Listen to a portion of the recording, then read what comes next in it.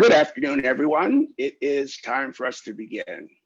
Welcome, everyone, to our community briefing on Vouchers to Nowhere, how source of income discrimination happens, and the policies that can fix it. My name is Reginald Thomas Brown. My pronouns are they, them, and their. I am a member and board member of Vocal New York. Vocal stands for Voices of Community Activists and Leaders, and I will be your MC today. In a few minutes, we will have a presentation by our research partners at Take Root Justice. First, we will introduce you to our organizations. Then we will talk about the project and the problem with source of income discrimination. We will go over these reports: methodology, findings, and policy recommendations. Then we will move into a panel discussion. And finally, a Q&A session that I will moderate. Vocal New York is a statewide grassroots membership organization that builds power among low-income people affected by HIV and AIDS, the drug war, which is actually a war on people that look like me, mass incarceration, and homelessness. In order to create healthy and just communities, we accomplish these things through community organizing, leadership development, public education, direct services, participatory research, and direct action. I personally feel most alive when I'm engaged in direct action. We would like to thank our members who made all this work possible and our advisory board for their valuable insight and their time given to this work. If there are any electeds in the room, we'd also like to welcome you. And now I'd like to introduce Irene Linares, Research and Policy Coordinator at Take Root Justice.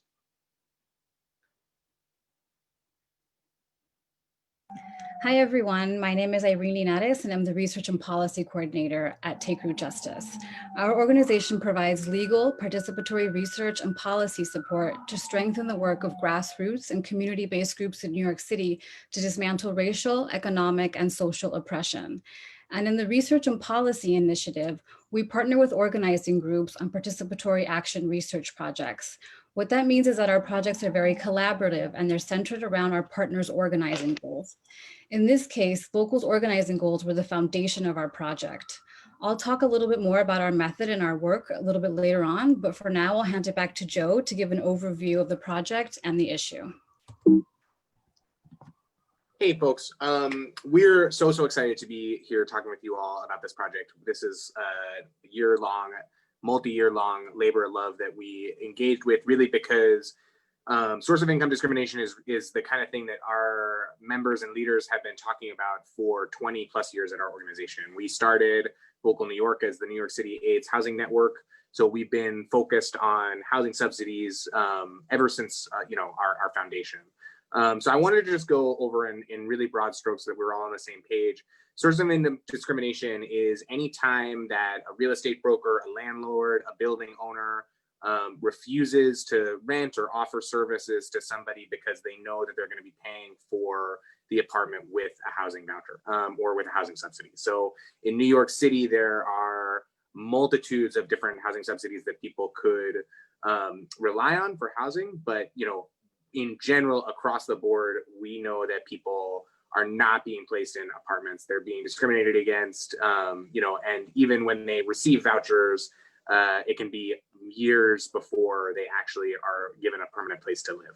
So this is something that our members and leaders have talked about for a very long time, but we have had, no hard, concrete data or evidence to demonstrate to our elected officials, to our leaders that, this is a real problem. And despite the fact that it's been illegal in New York since, for over a decade, this is still a really prominent barrier for programs being successful in getting people permanent housing. So we, wanted to work with Take Root to design a methodology that would engage our leaders, rely on their lived experiences, the things that they've seen firsthand to capture, this issue, but also to develop a series of policies that we think, are going to really make a difference in terms of getting people from having a shopping letter, having a housing subsidy in hand, to actually, having keys to a permanent home. So we're really, really excited to be here talking through it with all of you. So I'm going to pass this back over to Irene, who can talk us through our methodology and our findings.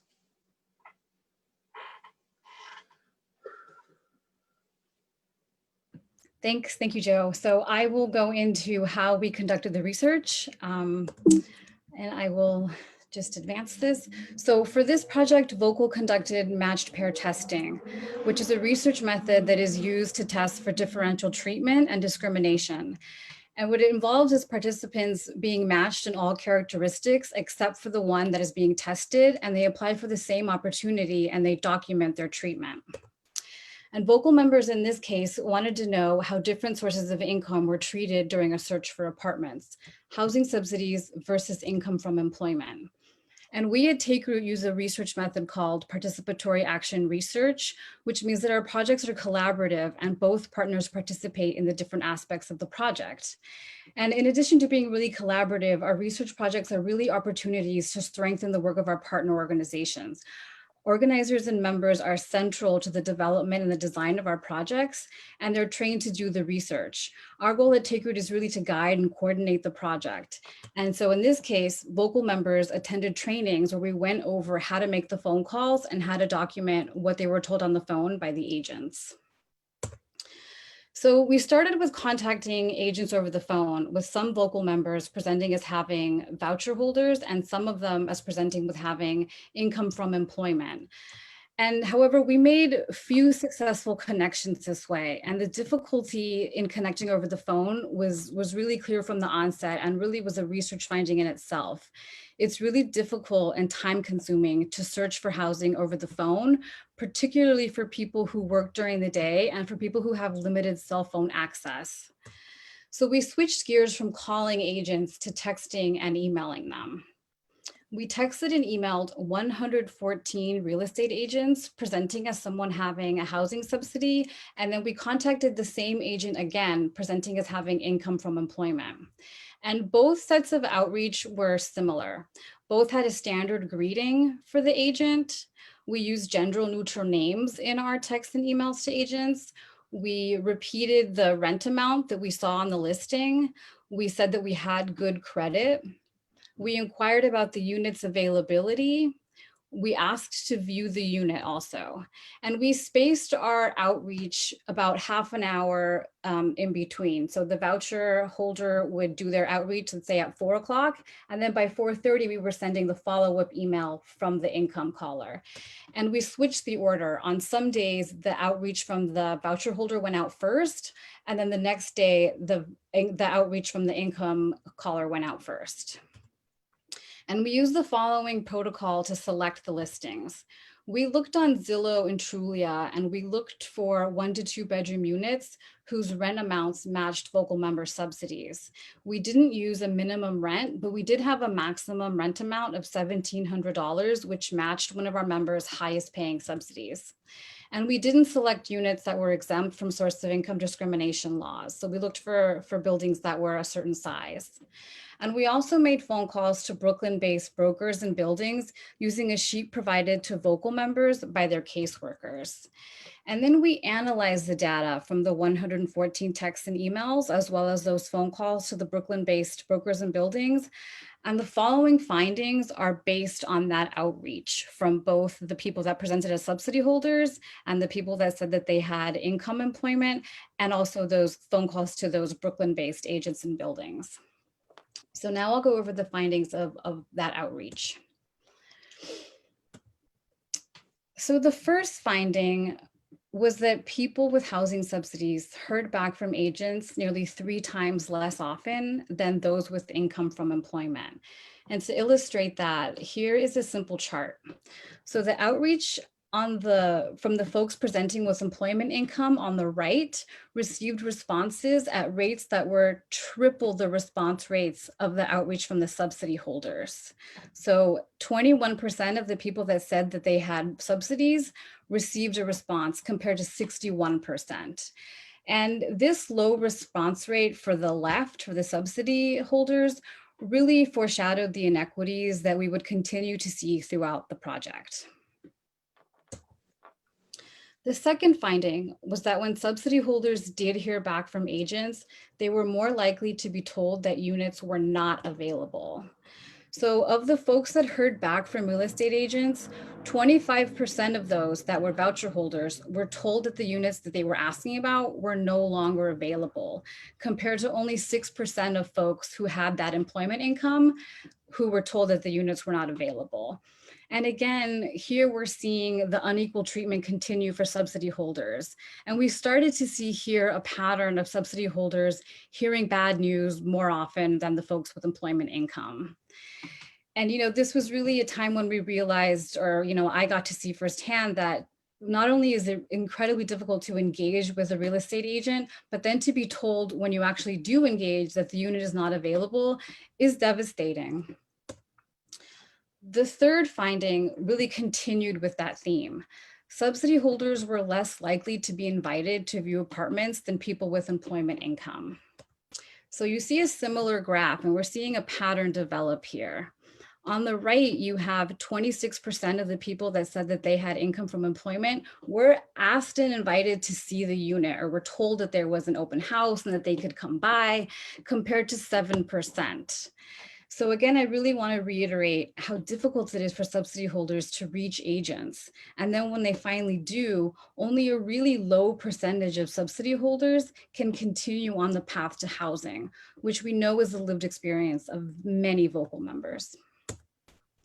The fourth finding was that subsidy holders waited to hear back from agents longer than people with employment income did on average. We saw a 30-hour response rate from agents to the people that said that they had subsidies, compared to 12 and a half hours for the folks that said that they had income from employment. And I'll just say that when you really need housing for you and your family, waiting 30 hours feels like a lifetime. The fifth finding was that the criteria and the requirements presented by the agents creates additional barriers to obtaining housing. Both sets of testers were asked follow-up questions, or they were presented with specific requirements that continue to pose barriers to getting into housing. And we know that low-income folks, people who were currently or formerly homeless, formerly incarcerated people, and people who live in shelters are particularly impacted by these requirements. These are a short list of the requirements that were presented to us over those texts and emails. We were told credit score requirement minimums. We were given minimum income requirements. The agents asked about our employment status, if we were in school, if we were part-time, if we were unemployed. And we also got questions about delinquencies like late payments or history in housing court. And the final finding, the sixth finding, was that the resource sheet that's provided by the HRA to subsidy holders who are looking for housing in Brooklyn is outdated and ineffective. We contacted those Brooklyn-based agents that were listed on that sheet, and the list was outdated and rarely has successful results for subsidy holders. At the time that we made the phone calls, nearly 1 in 3 of the numbers on the list were not working. So those are the findings, those 6 findings from the data that we analyzed from the texts and the emails and the phone calls. And in a nutshell, and to summarize these succinctly, subsidy holders heard back less often, more slowly, and with fewer positive results than people with employment income. I'll leave it there and I'll hand it back to Joe, who will now discuss how we develop the solutions to those findings, the policy recommendations. Yeah, so we are really, I think, the most proud of this aspect of the at Vocal is, we got together with all of the people who had participated in the match pair testing, a few folks who, have been dealing with this issue for a long time, were very, very knowledgeable on it, and we looked at all of the findings and we said, okay, how do we translate this into actual policy that can move things forward. And we came up with a really a very robust list that we think would make a serious impact on this issue. So we have developed, sorry, I lost my train of thought for just 1 second there. We are calling on various, the city council, the chair and commissioner of the New York City Commission on Human Rights, the Human Rights Administration, and the Department of Housing and Preservation to really work together on this issue. You know, I think that one of the problems that we've had that sort of is across all of our findings is that folks are siloed from one another. There are certain agencies that, you know, have a lot of knowledge on how this works and have been very effective at combating it, and other agencies that, you know, we found the opposite. They don't, you know, they don't exactly view this as a serious barrier to find people housing. So, you know, we, to call it out specifically, you know, the Commission on Human Rights has been at the forefront of issuing financial penalties and to, you know, doing the legal actions that are required to actually get people into homes. So, you know, the first recommendation that folks came up with was those penalties need to be increased. It needs to be a very high penalty if it's going to measure up against if it's going to measure up against the financial windfall people can take from not accepting vouchers, right? So we need to increase the fear that landlords have of being caught for this issue.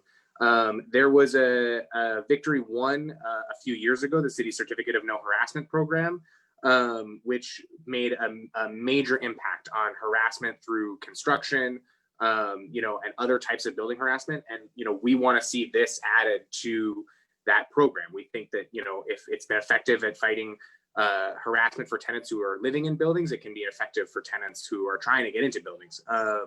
You know, and so that's definitely something that we think the city should explore. The biggest thing that I think we're fighting for this year is to pass Intro 146, which would call for increasing the city FEPS voucher to a market rate. You know, the major issue that we found from the very beginning of this report was that we had a very small number of apartments that we could look at and gather data from, right? And the number one thing that we heard from folks on the ground who were dealing with this issue every day was that they've been regulated to the worst apartments with the most unscrupulous landlords. And probably the worst thing was that, you know, they're competing with thousands of other people who have these vouchers, even though there might be only half a dozen apartments in every borough that can actually be covered by them. So, you know, we are definitely fighting very hard for an increase in the overall amount that the vouchers can pay. You know, the other thing is, as Irene went through before, you know, we know that there are 100 different ways for people to discriminate against voucher holders without actually bringing up their vouchers. And in a way that source of income discrimination really is rooted in racism and classism and all other kinds of discrimination. You know, there are 100 different ways that you know, a landlord can try to get somebody out of a unit or have someone to stop looking for a unit without calling it like it is. So we wanted to identify and eliminate as many of those as possible. The biggest one is credit checks. You know, credit checks are a major barrier for people looking for housing, regardless of whether or not they have a subsidy. But for a subsidy holder, it becomes a sort of blanket excuse that a landlord can use because they can just create the number, the standard for what someone's credit has to be, and then just use that as a basis to reject them, which, you know, is extremely unfair. The other one is minimum income requirements. Again, it's an arbitrary number that the landlord can decide for themselves. So without ever saying, well, I don't want to take you because you have a voucher, they can just say, well, I don't want to take you because you don't meet a minimum income, which particularly for people with housing subsidies is frustrating because the rent is guaranteed by the city of New York, right? So there really shouldn't ever be an issue of, well, you don't make enough money to live in this apartment. And the other thing that we've noticed is that, you know, in a lot of ways, people with housing subsidies are not given the information that they need, right? And there's an assumption that if they go to an apartment with their voucher or their subsidy, it's going to be accepted, that they're not going to need to be able to be self-advocates. And we found the opposite to be true. The only people we know who've been housed with a housing subsidy knew their rights, understood how to fight for them, understood what agencies they could go to and turn to, you know, if they were rejected from an apartment. And that if we're going to be honest with ourselves,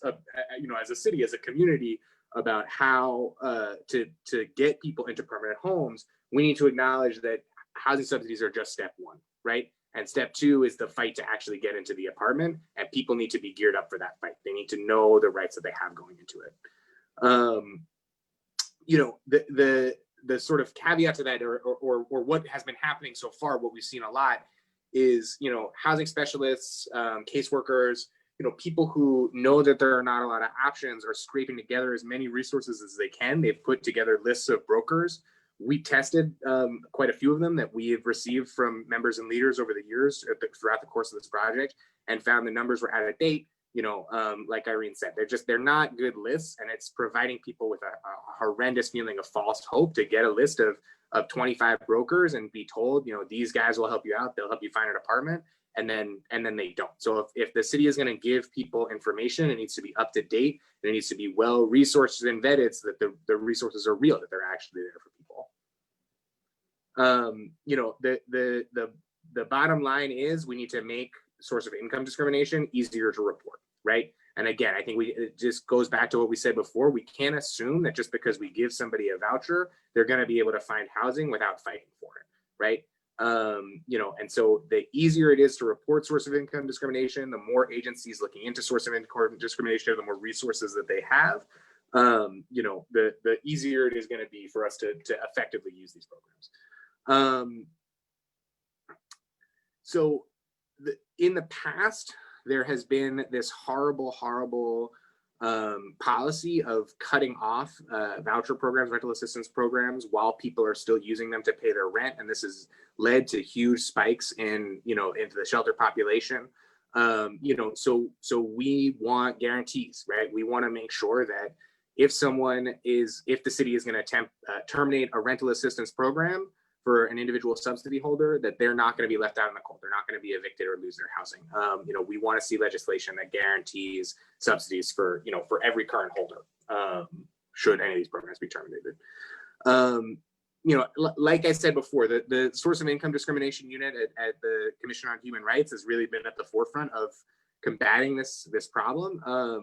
And so we know that they don't have nearly enough resources to deal with the caseload that is actually out there. I'm sure we'll get more into this on the panel. It's been very difficult to get clear information from this administration about how many shopping letters are in circulation, how many people are holding housing subsidies and not able to find housing. But we know that it's far more than the CCHR can handle on a daily basis. So the more resources they're given, the more effective this programs will be. There has been a long history in this city of publicizing the names of landlords who are bad actors, who don't do repairs. The worst landlord list comes out every year. We think another component of being an irresponsible landlord is discrimination, right? And if you are repeatedly discriminating against people who are subsidy holders, there should be a way to document that, right? There should be a way that the public can see who are these bad actors, and how do we hold them accountable? The enforcement of these laws has clearly fallen short, right? Our data shows that whatever HRA, HPD, HUD is doing on a federal and a local level, it's not enough. It's not put the fear in landlords that we need in order for them to take these subsidies. So we need greater accountability measures at these agencies. Is sort of the bottom line. And I'm going to turn it back over to Reginald, who will kick off our panel discussion. Thank you very much, Joe and Irene. I can definitely identify with the list of apartments that do not work.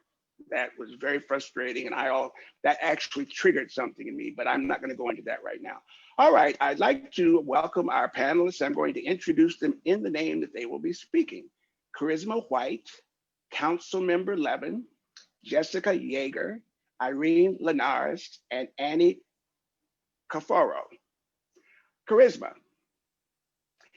tell us a little bit about your housing journey.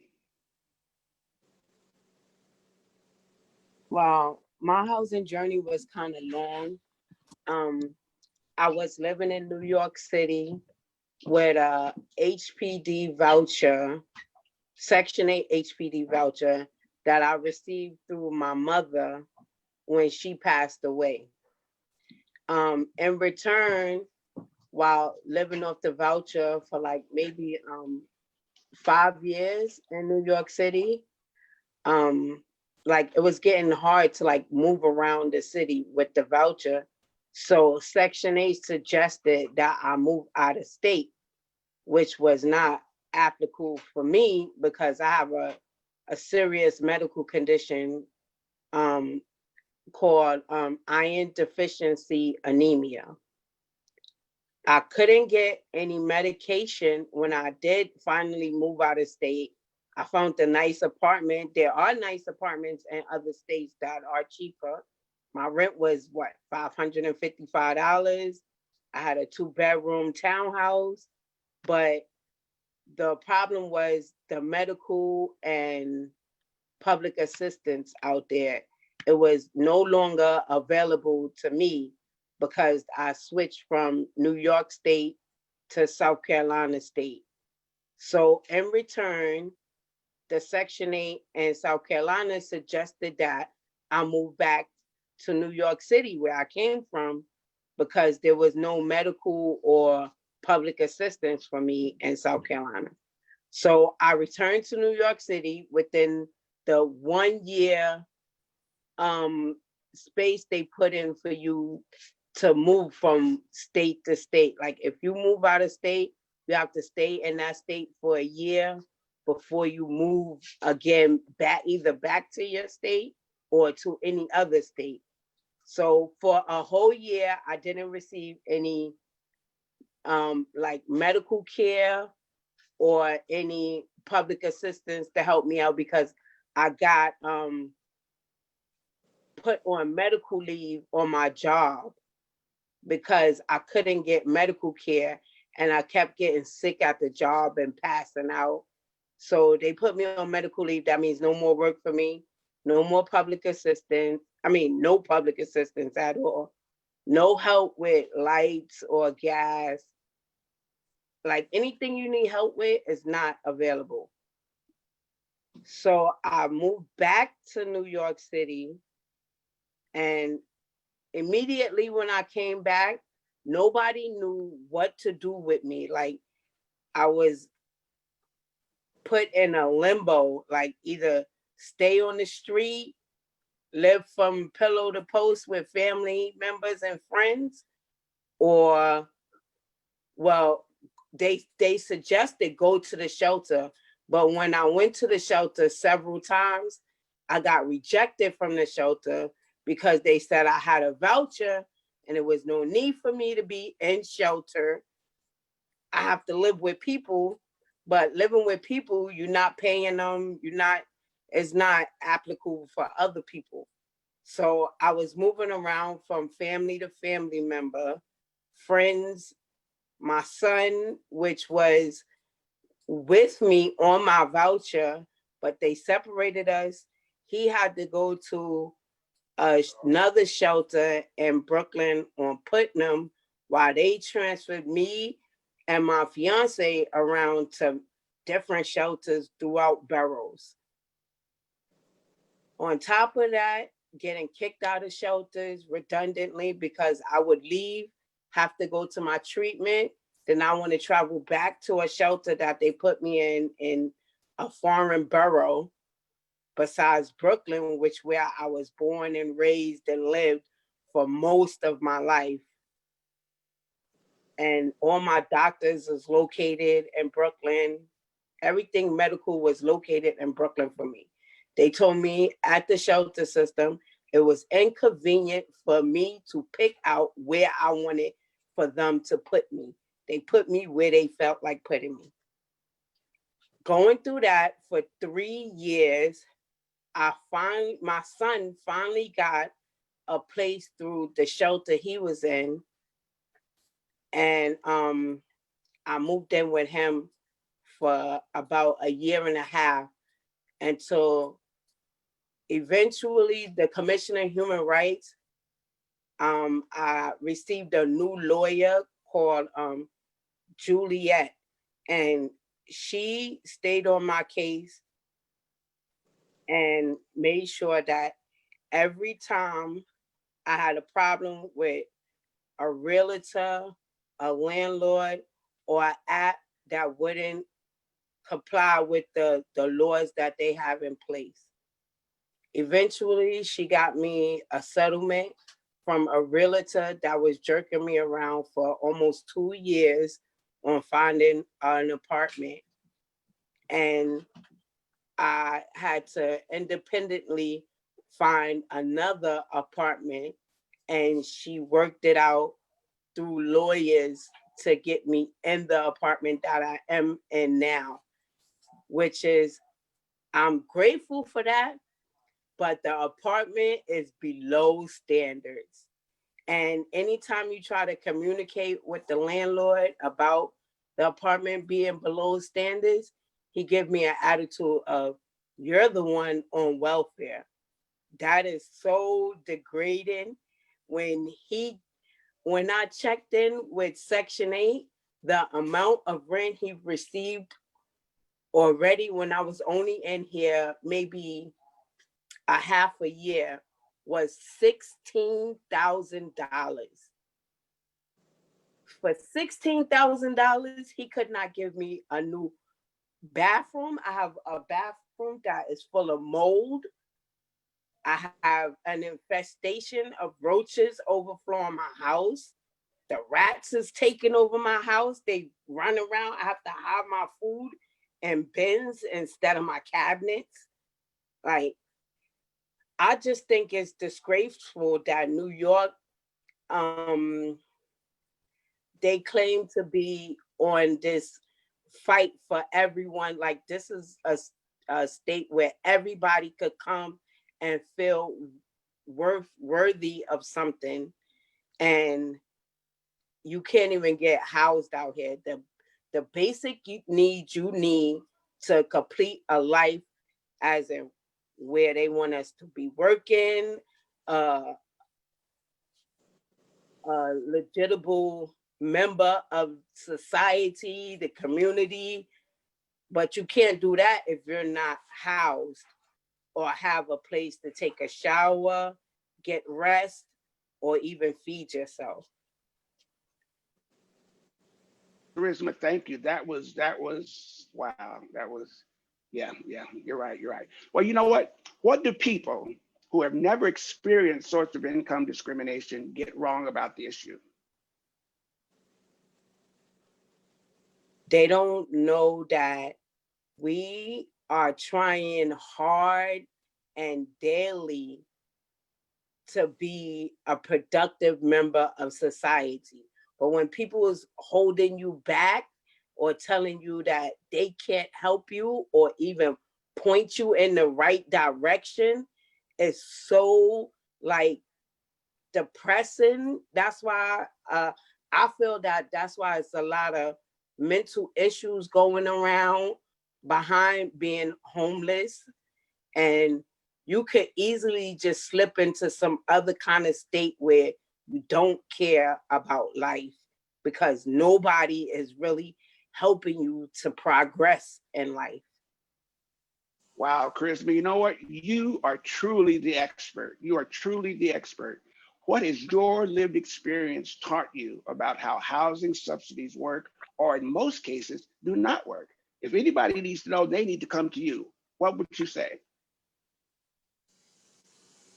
The first thing I would say is that we need to let these landlords know we know our rights, and when they disobey the law, we need to report them immediately.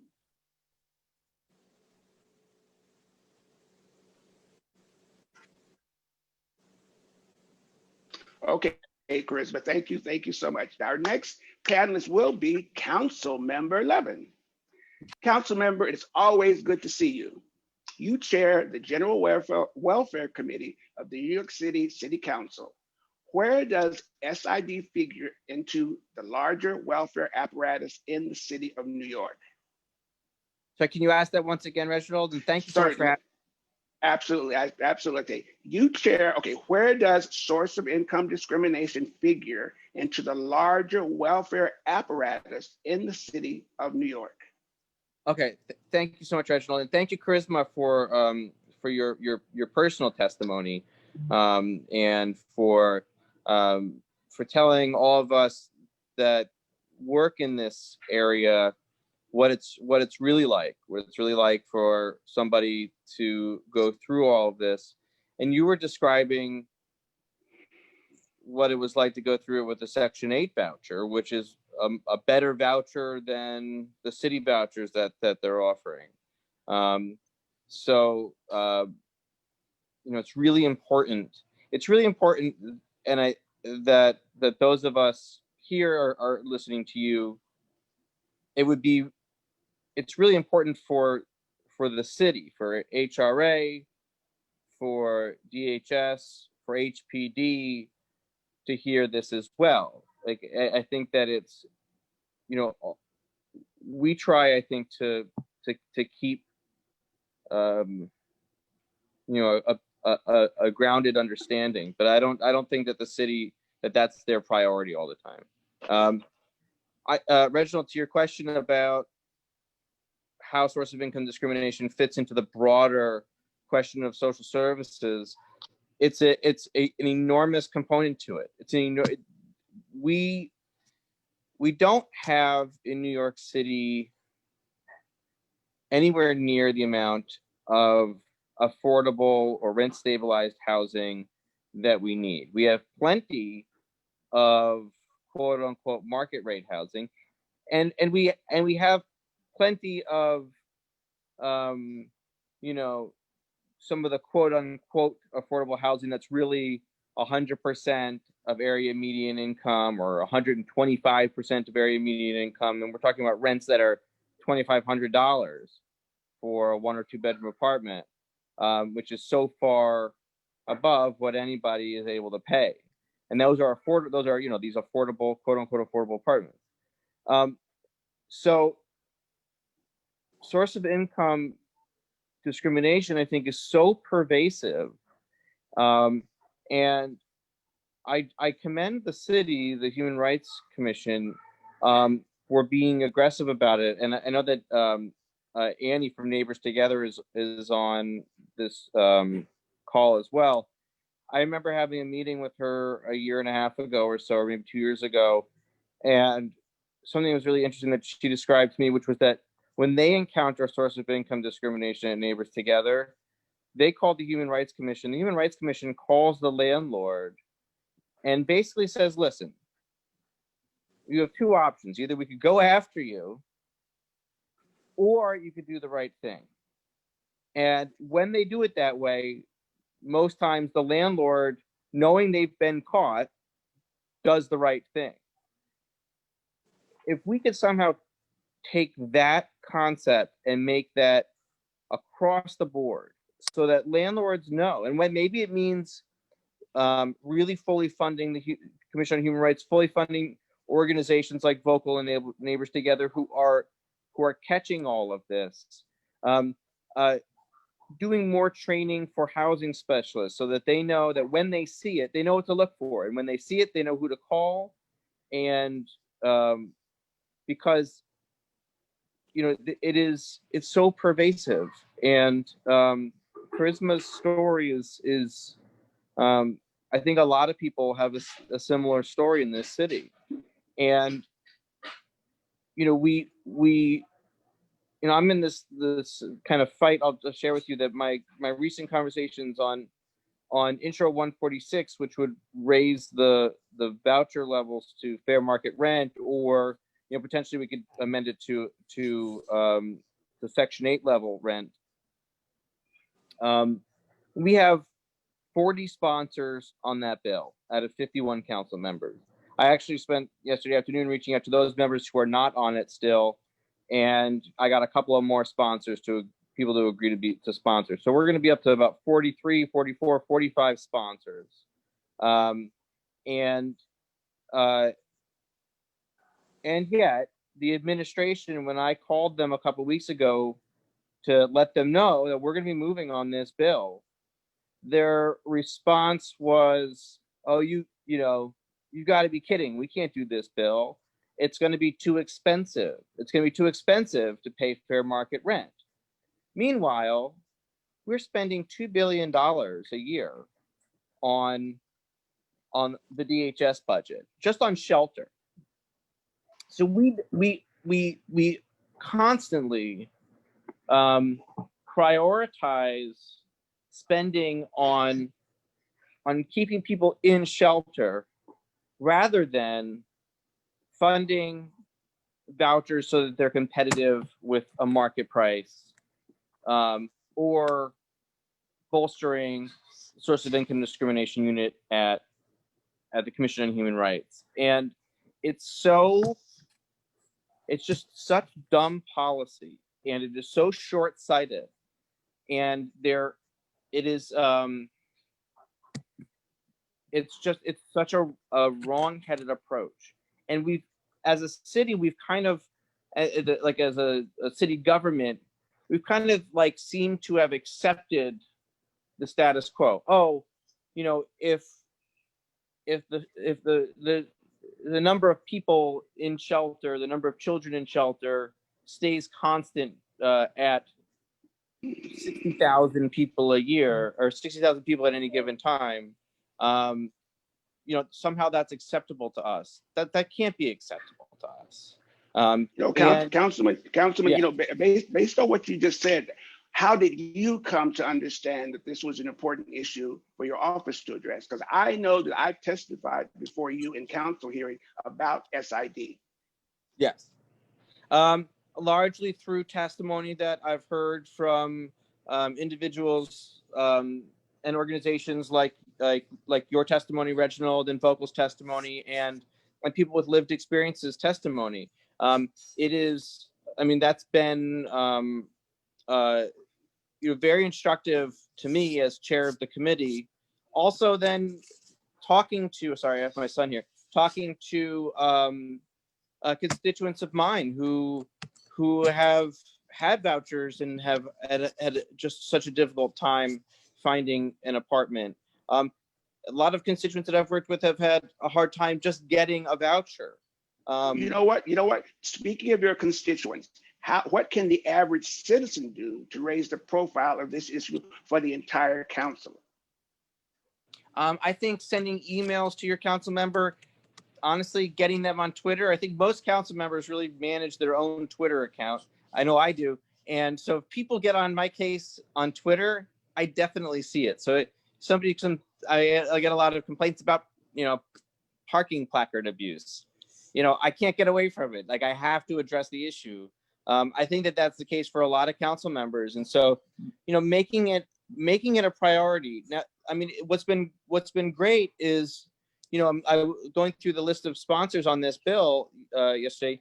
Really, you know, 4 out of 5 council members are now sponsors of this bill. We have, sorry, here's my son. We have a lot of support, and my message to the administration is, listen, the council gets it. We understood. Sorry, we understand what's really happening here, and we have, you know, we're gonna demand that you know, we'll pass the bill. We'll pass the bill over their objections. Okay. Well, in that case, I say pass the bill.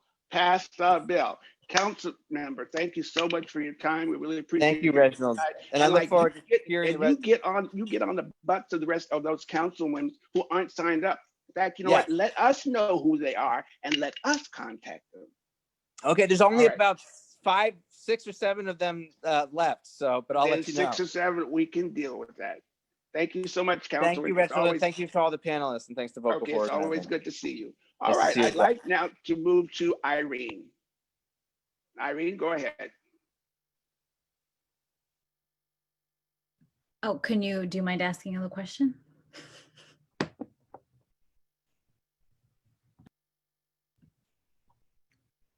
You're muted. Okay, thank you. I'm sorry, could you repeat that? Yes. What was your approach to this research project? Okay, so when Vocal originally approached us about the issue that they were seeing in their membership base, which is a high level of subsidies and a really low acceptance amount or acceptance rate, we started by talking about Vocal's organizing goals and really developed the project from there. together with vocal members and the organizers. And so that's when we arrived at matched pair testing. And I did a lot of background research to make sure that that was the best method for this project. And I helped really sort of just inform the team about how it would work. And we developed it together and we went over it various times in a really collaborative way. And so it made sense to design the tools together since we had already been talking the entire time about how to develop them. And so the approach had multiple outcomes. You know, working together in this way really yielded impactful research, but also provided opportunities for leadership development within vocal and skill building among those people that are directly impacted by the issue. And so it was just from the ground up, from organizing. It really starts and ends with the group's organizing goals.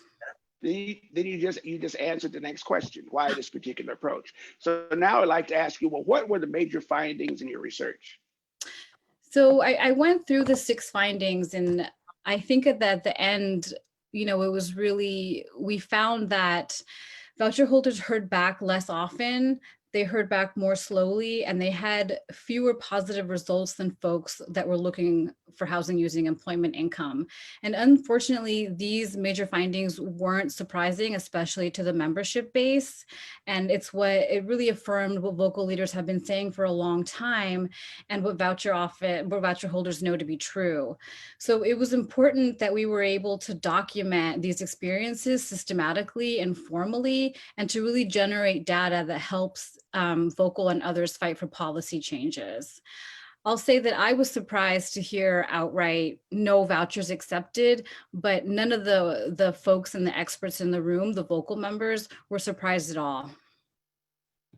That's so true. That is so true. Irene, thank you very much. Jessica, please forgive me. Please forgive me. I went out of order. I would like now to have Jessica Yeager from WIN. Jessica, how big of a barrier is source of income discrimination for your clients? Well, first of all, thank you. Thank you, Reginald. Thank you, everybody, for having me here today. But it's a huge problem. It's a huge barrier. And, you know, the experience of our clients is exactly the experience that Charisma described and that Irene and Joe described in their research findings. You know, one of the things that, I mean, I was really interested to hear Charisma's story, which is just overwhelming. And to, you know, like Councilmember Levin said, and, you know, she's working with a Section 8 voucher and still is having these incredible challenges. You know, and one of the things that we at WIN have been working on is the fact that the city FEPS voucher, the city's rental voucher, is so, you know, is such a problem. And, you know, we have been hearing from clients that they have this voucher and they just can't use it. And it is incredibly frustrating, giving people this tool that they think is going to solve the problem, and then having it be so broken is really a heartbreaking, painful experience. And, you know, we're hearing this from clients, and then we ended up looking at our data to try to figure out, like, so really what's going on. Like I think Joe mentioned, there's just no data available. The city produces no data, releases no data. I'm sorry, my daughter's talking to me. Sorry, everybody. I told her I was on a call and she couldn't come in here, but okay, sorry, getting back on track. So we looked at our own data, and what we found was that out of the people, when we were looking last year, we looked at, you know, 9 months of data or something like that. And we found that out of people who had access to a shopping letter, which is the letter that says you're eligible for this voucher, like go out and find an apartment, only 30% of people who left shelter during that time who had access to a shopping letter actually used city FEPS. And we also found, I mean, of course, some of those people left for other things that are good options like NYCHA or other subsidized housing, which is great. But 30%, same number, 30% of people left without subsidy. And, you know, for people to leave shelter without subsidy is not a good outcome. You know, of course, people sometimes have things that they want to do and they don't want to take a subsidy, and that's their choice. But, you know, often people want to use the subsidy and they can't. And we know that people who leave shelter without a subsidy in a housing market like New York City, they're very likely to come back to shelter. There's like a 25% return to shelter rate often for people within 1 year who leave without a housing subsidy, because this market is just crazy and people just, it's impossible to make ends meet. So we got very concerned about the fact that we were giving people a tool that they just couldn't use. And I think that's for lots of reasons. Absolutely, of course, it's because of discrimination, which this research has shown. It's also because the voucher just does not pay enough. And, we then, after we were digging into this and seeing this problem in the data and from talking to clients, we then, looked at housing market data. And guess what? There are no neighborhoods in New York City where the median asking rent is affordable on the amount that the voucher pays. So the median asking rent in every neighborhood, out of like 100 neighborhoods that StreetEasy has data for, the median asking rent for a 2-bedroom is more by a significant amount than the amount that a city FEPS voucher pays for a 3 or 4 person household. And we've been at that every month for over a year now. That doesn't change. That's consistent. So I think that there's absolutely, of course, there's landlord discrimination. There's the problem that the voucher doesn't pay enough. There's also the problem, which relates to both of those things, that people don't want to take this voucher because it's hard to work with. Of course, there's racism and classism and all kinds of prejudice, which is one reason people don't want to take it. But another reason people don't want to take this voucher, we hear over and over from landlords, is that it's really difficult to work with the city on this program. They don't get, the checks come late, it takes forever to get the checks, and there's all kinds of administrative problems. And it's like, if you're trying to convince people to take a housing voucher, you can't be paying below market and have a program that doesn't work. Like, landlords just are not going to take your voucher. Jessica, that's a good point. I've heard that also from comrades of mine. In fact, I was on HOSTA for a while, and my HOSTA rent was late. And actually, I had to go to the housing court and tell them, look, it's not me, it's HOSTA. So I can definitely understand that. Something you mentioned something about shelters. What can you talk about WIN's advocacy work on shelter? Okay, can you talk about WIN's advocacy work on shelter providers and why other shelter providers could and should be involved, please? Sure. So I work at WIN, and WIN is a family shelter provider. We serve families in shelter, and we also operate supportive housing in New York City. We have we see part of our mission as, of course, providing high quality services to our clients and helping them get the supports and what they need in order to leave shelter and not come back. But we see as part and parcel of that mission that our job is to advocate for more just and better policies. Because if you want to achieve that goal of helping people, leave shelter and stay stably housed, that's a lot about public policy, right? And how our programs are structured, the types of services our programs are delivering in communities, et cetera, et cetera. So we have a policy and advocacy unit at WIN that I run that is working with our clients and with our frontline providers to identify issues like this one and others that we work on to fight for better and more fair policies. And I think that of course, there's a lot that individual providers can do to be helping their clients find housing. Our housing coordinators, who are our specialized staff who work with people who are looking for housing with vouchers, they do a lot to, sort of like pound the pavement to find landlords. They do a lot of landlord education to try to overcome people's prejudices and biases and just like lack of knowledge about the programs.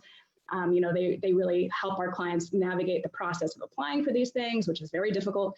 So there's a lot that providers can do, but I think that if you really want to address sort of the systemic issues here, I would encourage other providers to get involved in these policy fights, because no matter how dedicated and wonderful your staff is at helping someone find a home with their voucher, if the voucher doesn't work, it doesn't work. There's like only so much a great provider can do. Touche. You hit it right there. You hit it right there. Jessica, thank you so much for your input and your experiences. I'd like to move now to Annie. Annie, in your work on the issue of source of income discrimination, which government agencies have been most effective in getting people housed? Thank you, Reginald. Thank you so much for having me. It's good to see you. And thank you, Vocal and Take Root, for this incredible report. It's so damning. And like multiple people have said, there's really little source of income discrimination can be really abstract, and this report makes it really concrete and shows what people with vouchers are experiencing in numbers and data, which is always what governments like. And so, this really changes the game for our advocacy work around source of income discrimination. And we're really proud to be here and proud to work with Vocal New York and Take Root. So Neighbors Together, I know Councilmember Levin had mentioned the work that we are doing. We have been organizing with voucher holders for about 3 years around source of income discrimination, and also, a lot of issues with the voucher that Jessica laid out so clearly. And a lot of our work was trying to understand what does source of income discrimination look like and what can we do about it. And so we have a really close relationship now with CCHR and their source of income unit specifically, because they a really unique approach to how they address discrimination. And so Councilmember Levin kind of laid out, but just to add in a couple more details, they respond in real time. So at Neighbors Together, we would do housing searches with our members, and we would collect all the evidence packaged up, ready to go of source of income discrimination. We'd send it over to this unit, and they would act while the unit's still online. They would reach out to that landlord. They'd say, we do discriminating. You kind of have two choices. You can do the right thing, you can work with us, or we're going to sue you. We're going to fine you. We're going to go through the legal process. And I'm happy to report more often than not, landlords want to do the right thing, once they're caught. But that's how our members were able to and, using this intervention real-time approach, CCHR has been able to house hundreds of homeless workers and really giving them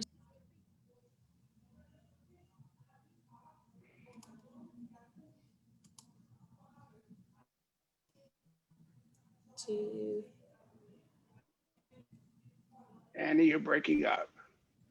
Oh, no, I was done speaking. I wasn't sure if there's I'm sorry. Please forget.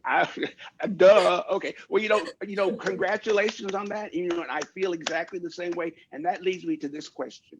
What tools do you think elected officials and city agencies need in order to make source of income discrimination a thing of the past? I believe that it's that the city lacks the political will. What do you say? Yeah, it's a really good question, Reginald, and our members discuss this all the time. How do we eliminate source of income discrimination? And, we think in some ways it boils down to kind of a two-pronged approach. There needs to be better tools really for the community of voucher holders who need that support, because right now they're being left really out in the cold once they get their vouchers. But there also needs to be more robust enforcement by city agencies and more education and political will by elected officials, just like you said. Without accountability, landlords and brokers are going to discriminate with impunity because they know that they're not going to face the consequences. And we've seen CCHR source of income unit, we've seen their numbers dwindle over the years as we've been working with them, while reports are increasing because we're doing a lot of community education about how to fight source of income discrimination. And that's not acceptable, because if the city can't, there's no law if the city can't enforce the law. Our members say that all the time. And CCHR has the capacity to do community trainings with our members, to do trainings for shelter providers. It's really a shame that most of our members find Neighbors Together or Vocal, 6-7 months after getting their voucher. They are frustrated with the process. They feel hopeless because all they've heard is no, no, no, over and over and over again, or they've hit dead end after dead end. And that's when we teach them their rights and we empower them to be able to report and take action when somebody wrongs them. They're thrilled that there's something that they can do to, help themselves and help their community, but they're really frustrated. Why didn't they get this information when they first got their voucher? And so, we feel really strongly that there needs to be a lot of public education. We need to pass Intro 1339, which is going to get, know your rights information into the hands of voucher holders the day they get their voucher, so they understand what a landlord or a broker can and cannot say to them and what they can do about that. But we also need to, educate shelter providers. They need to, I've met some really well-intentioned case managers who don't know what this law is. And meanwhile, 90% of their caseload are people with vouchers. And, that's a problem because they don't know how to help their clients the best. And we need our elected officials to understand that how pervasive this issue is. Because yes, most elected officials do know what source of income discrimination is, but a lot of them don't think it is the problem that the community is screaming that it is. and they need to really take that accountability to learn what their community, what their constituents are going through, and listen to the solutions that are coming from the ground up. Absolutely. People like Charisma, they're the experts. They're the experts. I have a question. In the information that the people are given, are they told that source of income discrimination is actually illegal? Is that part of what they're taught, that it's actually illegal to do that? Are you saying right now, or if that bill intro 1339 would Right. pass? Well, you said that people have been given a packet of information of knowing their rights. Is in that information that source of income discrimination is illegal? Is that spelled out? That's the goal. Yeah, that's the goal. Right now, they receive, right now, most people, their shopping letters have a little paragraph that says, source of income discrimination is illegal, and if you experience it, call this number. But it lays out nothing. And as this report really documents, source of income discrimination can be really discreet in some ways. And so that doesn't set people up for success. That sets people up for failure, because they don't know who to call or how to act if they think that something, someone has discriminated against them. Okay. All right. Thank you so very much. I just want to take this time to thank all the panelists. Thank you for the wisdom, and thank you for the expert charisma, because as I said, the people who know most about it are the people who live it. I'd like to turn it now over to Joe, who's going to do a call to action. Joe, take it away. Yeah, so we always like to enter our events with a call to action, and give people something concrete that they can do to move this issue event along. We have been working as Vocal New York alongside Neighbors Together and our allies at the Safety Net Project and a few other organizations throughout the city to form in the last few months during the COVID-19 crisis, the Homeless Can't Stay Home campaign. Which has been doing a lot to try to mitigate the crisis for homeless New Yorkers, but also now is sort of looking long term at how do we address some of the systematic issues that we talked about today. So the reason I bring that up is Andy Carpuro, who you just heard from at Neighbors Together, and Vocal and Safety Net Project have been working very diligently to pass Intro 146, which we've talked a lot about today. 146 is the most important thing we think we can do right now to make a serious impact on addressing this issue and opening up, thousands of apartments for people across the city of New York, so that they can, finally get into, a stable situation and move on with their lives. So I'm going to put in a chat right now a petition link for everybody to sign, and it's in support of Intro 146. And it, again, as Councilmember Levin, pointed out in during the panel, we need to raise the profile of this bill as much as possible, and we need to show the city council that this is really, the priority for, this year is getting this done. So I'm going to post a link in the chat right now. Take a few minutes, if you can, to just fill it out so that we can get those numbers up as much as possible. And yeah, I will turn it back over to Reginald to close us out. Wow, what an interesting afternoon. And again, my hat off to Charisma for your lived experiences. I mean, I can't express how important your story is. Your personal story is your most valuable asset and your most powerful weapon. One thing about it, once your story has been heard, it cannot be unheard. And once you've been seen, you cannot be unseen. Get out there, people. Tell your story, make noise, and be seen, and let this happen. And things will get better. So I want to thank you all for doing this. It's been wonderful. So let's go out there. Reginald, and make sure Reginald, yes. Can I just interject really quickly? I just want to offer my condolences to the entire Vocal family on the passing of Elizabeth, who was such an amazing advocate for housing and for people in need in New York City. And we miss her and we love her, and I just want to offer my condolences. And in her honor, I say thank you for coming to work today. Thank you. All right, Joe, are there any questions from the chat? We do. We did have 2 questions for folks on the panel. If while folks are filling out the petition, I don't know if Irene or Annie could fill this one.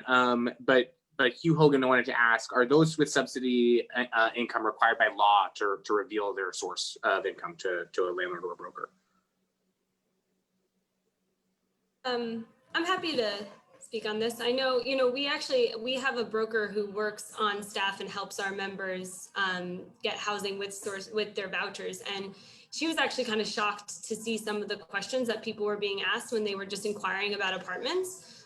She said, brokers are taught that they're not supposed to ask any personal questions when somebody asked about an apartment. They're supposed to basically set up a time for a viewing, and then the personal information about income and credit that comes out in an application. So, she was pretty shocked to see the amount of screening that happens prior to even getting a viewing.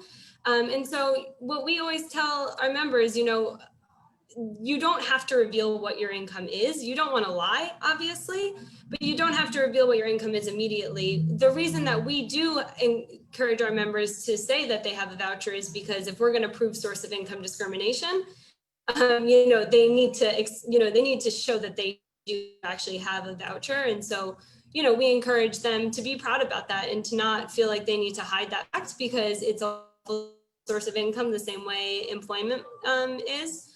But no, they don't by law have to, disclose that to a broker in the first interaction before a viewing. Awesome. Thank you so much for pointing that out. Hogan actually had the last question, which I think is an interesting one. And I'm going to field that one up if it's okay. But it was, how about the misuse and misinterpretation of court records as a method to screen and reject applicants? And I guess what I would say to that is, this is a moving target, right? And, back in 2008, organizations like Vocal fought very, very hard to make source of income discrimination illegal, right? But we knew that without robust enforcement, that law was not going to do enough, right? And so I think that there are always going to be ways that landlords and brokers try to discriminate against people and try to move, the needle so that they don't need to take voucher holders. But that just means that the council and advocates like all of us need to be more diligent and making sure that there are real accountability. We've laid out a lot of things that we think are going to move the ball forward in a significant way. But that's not to say that when all this is done, we're going to be able to rest on this issue. There's always going to need to be pushback against those who don't want to do the right thing, who don't want to, act in good faith. So with that, I'm gonna turn it back to Reginald to close us out. Okay. I want to say thanks to everyone who from the very beginning. We really mean something. Okay. Housing is a human right. Housing is healthcare. Housing is prevention. Thank you so much for attending. Bye.